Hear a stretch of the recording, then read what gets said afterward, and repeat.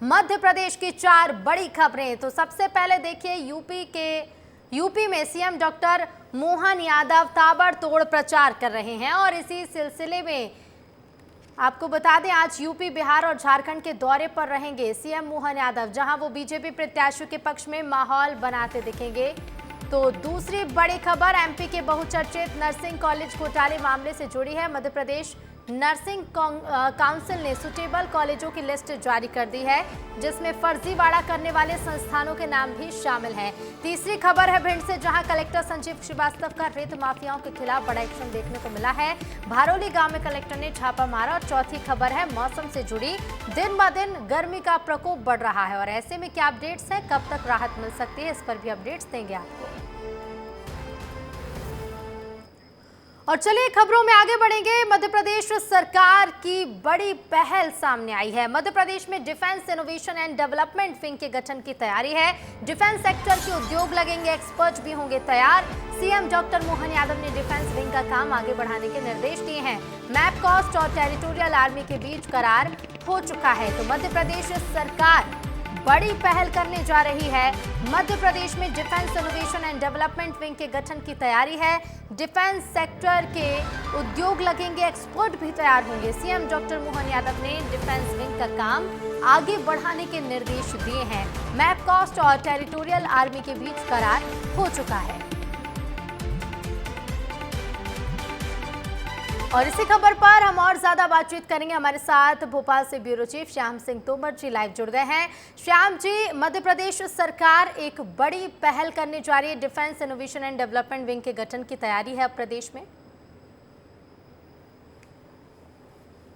बिल्कुल ठीक कहा आपने, बड़ी तैयारी है और बड़ी उपलब्धि भी है। मध्य प्रदेश विज्ञान एवं प्रौद्योगिकी परिषद यानी मैपकास्ट की ये पहल है। हम आपको बताना चाहते हैं ऋतु, मैपकास्ट वो एजेंसी है जो प्रदेश में लगातार इनोवेशन का काम करती है, लगातार नए सेक्टर में काम करती है, साइंटिफिक अप्रोच रखती है। इसमें बड़ी बात यह है कि मुख्यमंत्री इसकी सामान्य सभा यानी जनरल बॉडी के चेयरमैन होते हैं। इस नाते लगातार उनकी मॉनिटरिंग भी रहती है इस एजेंसी पर। ये एजेंसी लगातार मध्य प्रदेश में हर सेक्टर में काम करती है। अब बड़ी पहल ये की गई है कि एक स्पेशल विंग बनाई जाएगी। ये स्पेशल विंग फोकस करेगी कहीं ना कहीं जो है रक्षा क्षेत्र में अनुसंधान पर, मिलकर काम करेंगे। जो है 3 एजेंसियां इसमें डीआरडीओ रहने वाली है, इंडियन आर्मी रहने वाली है और मैपकास्ट रहने वाली है। पहले दौर में करार हो चुका है, इसके बाद अब इनोवेशन होगा, रिसर्च होगी और जो देश की रक्षा क्षेत्र की जो जरूरतें हैं उन पर इनोवेशन किया जाएगा। ऋतु चाहेंगे, देखिए बड़े बदलाव तो होंगे ही, लेकिन प्रदेश में क्या बदलाव देखने को मिल सकते हैं इसके बाद से?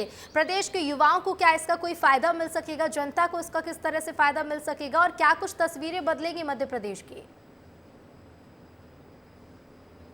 देखिए, डेफिनेटली प्रदेश की जनता को भी फायदा मिलेगा, युवाओं को भी फायदा मिलेगा और प्रदेश की तस्वीर राष्ट्रीय और अंतर्राष्ट्रीय स्तर पर चमकेगी। प्रदेश के युवाओं को रोजगार मिलेगा और साथ में ये रिसर्च विंग में कैसे वो साइंटिफिक अप्रोच रखते हुए खुद को जो है इस्टेब्लिश कर सकते हैं, ये रहेगा। यानी जो संभावनाशील युवा हैं उनको वहाँ काम करने का मौका मिलेगा, अन्य सेक्टर इससे डेवलप होंगे, रोजगार बढ़ेगा। दूसरा, प्रदेश में एक राष्ट्रीय स्तर का जब ये विंग बनेगी, संस्थान खुलेगा, तो कहीं ना कहीं अंतर्राष्ट्रीय फोरम पर इसकी आवाज़ जाएगी, वहाँ छवि चमकेगी। तीसरी बड़ी बात यह है कि अभी तक डीआरडीओ ग्वालियर वो एक बड़ी विंग हुआ करता था, अब एक बड़ी विंग ये भी होने वाला है जो रिसर्च ओरिएंटेड काम करेगा। चौथी हम बात देखें तो ये हमको समझ में आता है कि अनुसंधान की बहुत ज़रूरत है। अभी बहुत कुछ विदेशों से लेना पड़ता है रक्षा क्षेत्र में, अब स्वदेशी तकनीक जो है उस पर फोकस किया जा सकेगा। बिल्कुल बिल्कुल श्याम जी, प्रदेश की तस्वीर तो बदलेगी और सभी को इंतजार है उस तस्वीर के बदलने का। फिलहाल शुक्रिया आपका जानकारी के लिए। और चलिए आगे बढ़ेंगे। अगली खबर राजधानी भोपाल से मिल रही है। बड़ी खबर आपको बता दें, होटल राजहंस के खाने में कॉकरोच मिला है। मरा हुआ कॉकरोच देख ग्राहक परेशान हो गए। फूड इंस्पेक्टर से इस मामले की शिकायत की गई। अब सोशल मीडिया पर वीडियो वायरल हुआ है। राजधानी भोपाल से ये बड़ी खबर आपको बता दें, होटल राजहंस की थाली में कॉकरोच निकला है। मरा हुआ कॉकरोच देख ग्राहक हुए परेशान और फूड इंस्पेक्टर से इस मामले की शिकायत की गई है। अब सोशल मीडिया पर वीडियो वायरल हुआ है। ये देखिए तस्वीरों में होटल राजहंस का ये खाना है जिसमें मरा हुआ कॉकरोच मिला। ग्राहक परेशान हुए, मामले की शिकायत भी की गई है फूड इंस्पेक्टर से। अब सोशल मीडिया पर ये वीडियो, ये तस्वीर वायरल हो रही है। तो सोशल मीडिया पर वीडियो वायरल हुआ है और ज्यादा जानकारी के साथ संवाददाता विवेक पांडे भोपाल से लाइव जुड़ रहे हैं। विवेक, एक बड़ा मामला है होटल राजहंस। रोजाना हम देखते हैं सैकड़ों लोग वहां पर पहुंचते हैं और थाली में कॉकरोच मिलना, क्या कुछ कार्रवाई अब तक की गई है विवेक? ऋतु, शहर का इकलौता रेस्टोरेंट है जहां खाना खाने के लिए लोगों को वेटिंग तक का सामना करना पड़ता है। यानी कि अगर वो होटल पहुंच जाते हैं तो उन्हें घंटों इंतजार करना होता है। इस होटल में राजहंस होटल है, शहर का मशहूर होटल है, 3 से 4 इसकी ब्रांच है। लेकिन इसकी गुणवत्ता देखिए कि ये जो थाली परोसी जाती है, इसके सलाद में कॉकरोच मिलता है ग्राहक को। खाने में उसे भोजन के साथ कॉकरोच सर्व किया जाता है, परोसा जाता है। और जब शिकायत करते हैं तो इस पूरे मामले में पर्दा डालने की कोशिश की जाती है। शिकायत की गई है, खाद्य विभाग इस पर जरूर कार्रवाई करेगा। लेकिन एक बड़ी बात है कि शहर का वो नामचीन होटल जहां पे ना सिर्फ भोपाल बल्कि भोपाल के आसपास अगर भोपाल कोई आता है तो वो चाहता है कि राजहंस होटल में वो बैठकर खाना खाए।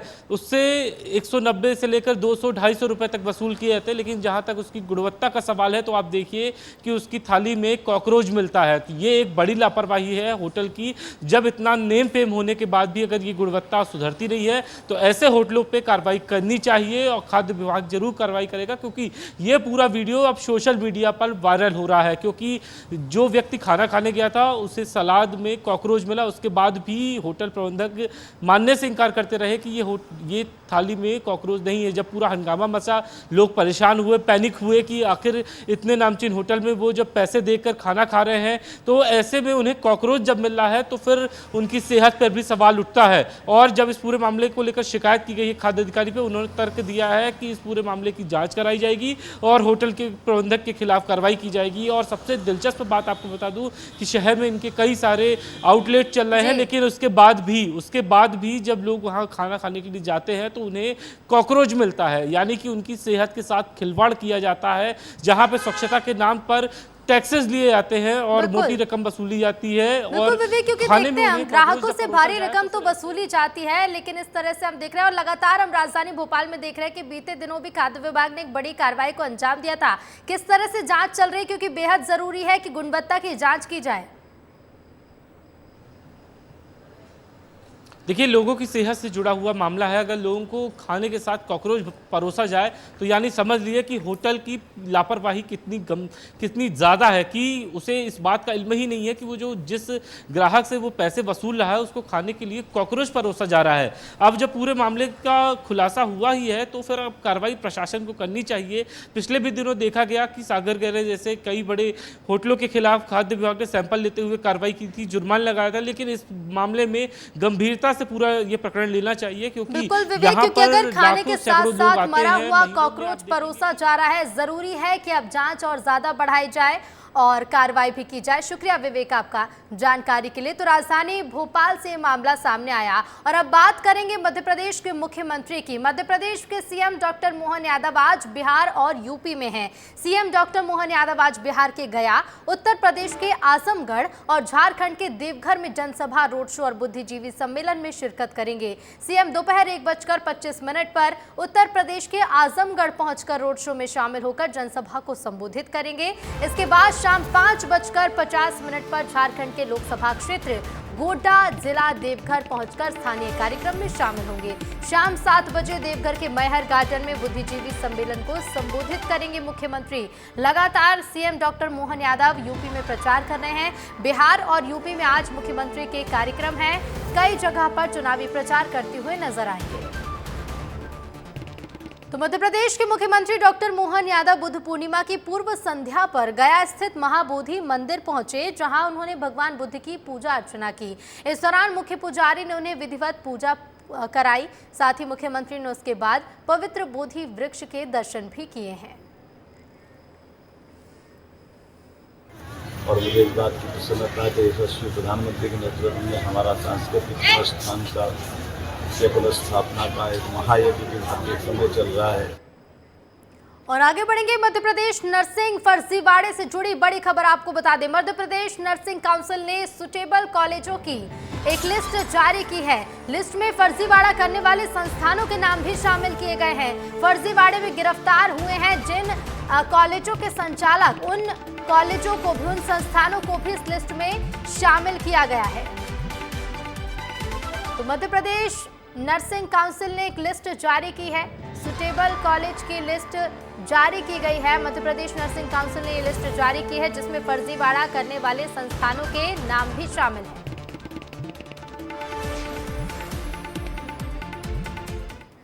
किर्गिस्तान में रह रहे छात्रों की सहायता के लिए हेल्पलाइन नंबर एमपी सरकार ने जारी किया है। हेल्पलाइन नंबर किर्गिस्तान में मध्य प्रदेश के करीब 1200 छात्र हैं और बता दें हेल्पलाइन नंबर 011-2677-2005 पर छात्र संपर्क कर सकते हैं। बीते दिन मुख्यमंत्री ने छात्रों को सुरक्षा का भरोसा दिया था, तो किर्गिस्तान में रह रहे छात्रों की सहायता के लिए हेल्पलाइन नंबर जारी किया गया है। मध्य प्रदेश सरकार ने हेल्पलाइन नंबर जारी किया है और किर्गिस्तान में मध्य प्रदेश के करीब 1200 छात्र हैं जिनके लिए प्रदेश सरकार ने एक हेल्पलाइन नंबर जारी किया है। तो बीते दिन मुख्यमंत्री ने छात्रों को सुरक्षा का भरोसा दिया था और आज हेल्पलाइन नंबर भी एमपी सरकार ने जारी कर दिया है।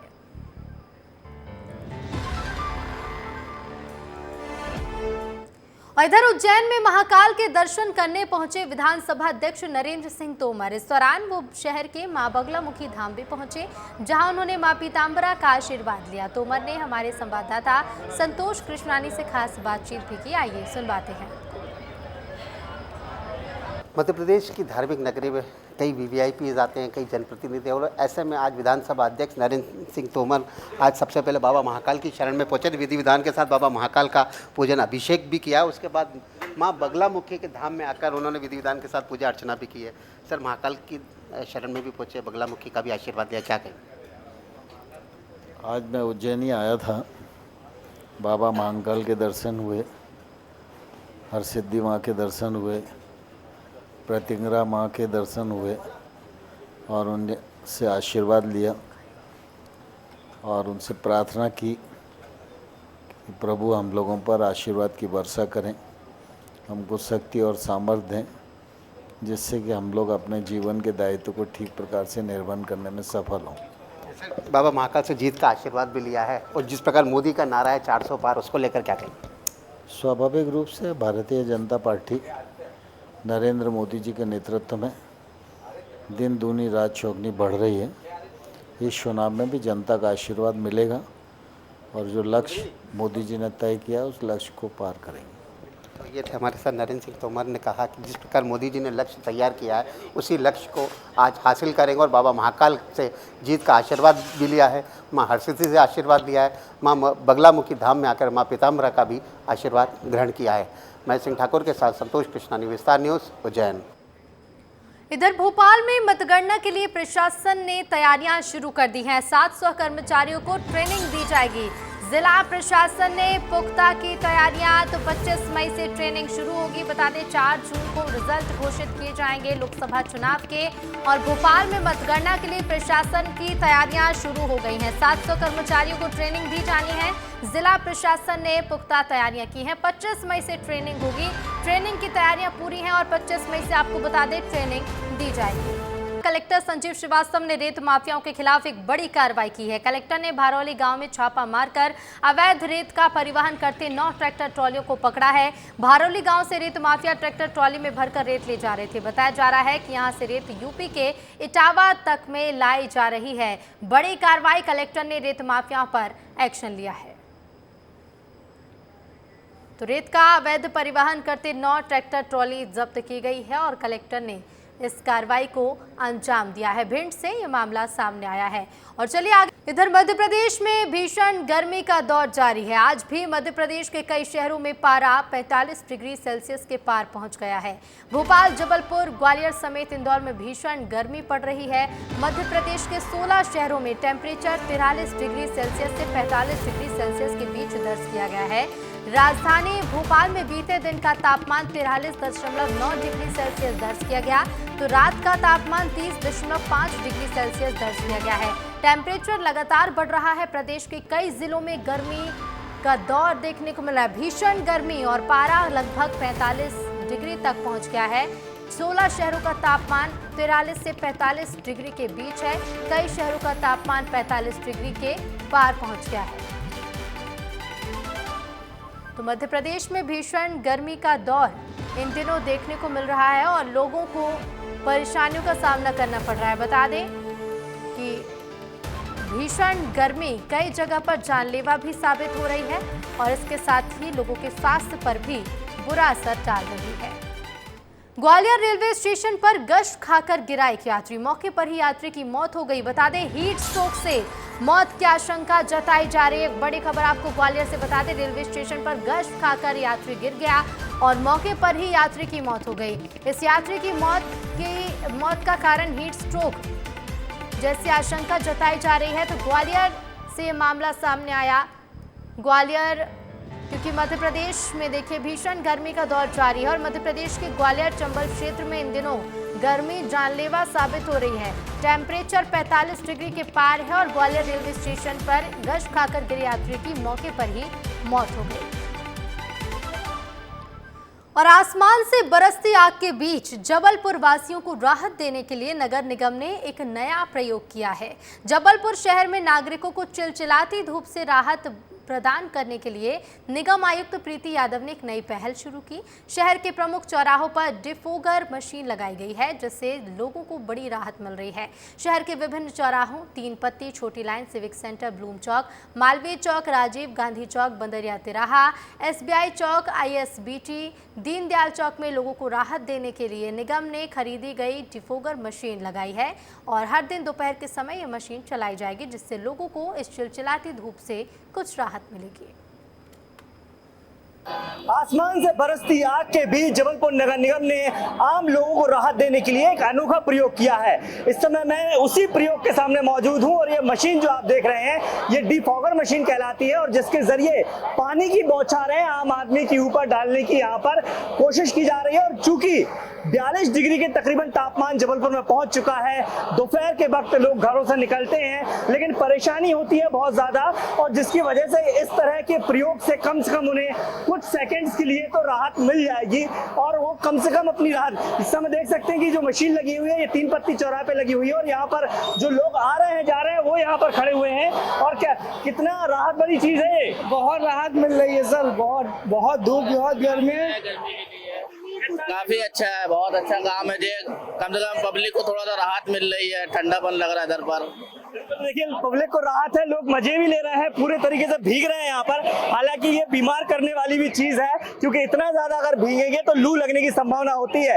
ये तो हल्की फुल्की फुहार है जो लोगों पर पड़ती है तो इस भीषण गर्मी में राहत मिलती है। ट्रैफिक सिग्नल पर चूंकि ये मशीन लगाई गई है, राहगीर है, एक बड़ी अनोखी चीज है, देखने को मिल रही है, राहत है गर्मी में। बहुत बड़ी राहत मिल रही है। जिस प्रकार का नगर निगम स्मार्ट सिटी के द्वारा ये प्रयास किया गया है सराहनीय है, सभी लोग सराह रहे हैं। जब आदमी 2-3 मिनट जब धूप में कड़ाके के आगे यहाँ ट्रैफिक सिग्नल में खड़ा होता है तो वो समझ सकता है किस प्रकार की उसके ऊपर आग बरस रही है। ऐसे में अगर 2-3 मिनट के लिए राहत मिल रही है तो बहुत बड़ी राहत मिल रही है। नगर निगम के द्वारा जो प्रयास है बहुत सराहनीय प्रयास किया है। देखिए सराहनीय प्रयास है और ये तस्वीरें दिखाती हैं कि लोग इसे कितना ज्यादा पसंद कर रहे हैं क्योंकि ये हल्की फुल्की फुहार जो है वो भले ही कुछ मिनट्स के लिए लेकिन इस तपती दोपहरी के बीच लोगों को थोड़ी सी ठंडक, थोड़ी सी राहत तो जरूर दे देती है। कैमरामैन अमित के साथ दुर्गेश कुमार, विस्तार न्यूज।